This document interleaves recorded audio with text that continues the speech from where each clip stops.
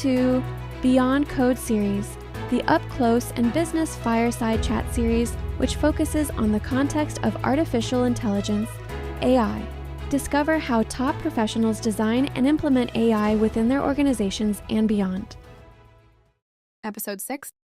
What happens when organizations move fast into AI without first understanding their compliance, privacy, cybersecurity, and governance exposure? And are we at risk of creating a generation of AI adoption that is commercially ambitious, but institutionally fragile? An organization creating AI adoption that is fast, but if it's structurally vulnerable, then that's a danger. Speed without compliance is a liability strategy. Now, when organizations race into AI deployment without mapping their privacy, their cybersecurity, and governance exposure, they are not being bold, they are imprecise about risk. Businesses must be very, very aware of the potential risk that they are facing. Fragility can also be systemic and not just organizational. If enough organizations adopt AI without robust governance, the failures become industry-wide. Regulatory backlash and public trust erosions and landmark legal cases do not affect the organization that failed.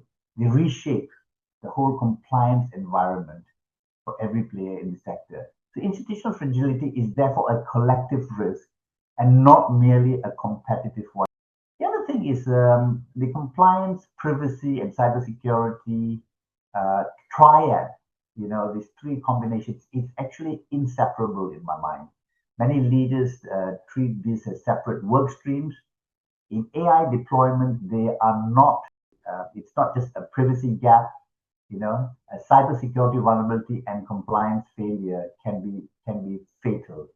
So organizations that silo these disciplines create structural blind spots. So the missing question in every boardroom basically is ask what AI can do for the business, but very few ask what happens legally when it goes wrong. Who is liable when AI-driven decisions cause us harm? How contracts allocate AI risk? And whether the current insurance architecture even covers autonomous system failures. That system missing question is where institutional fragility begins, and this is something that we must always bear in mind.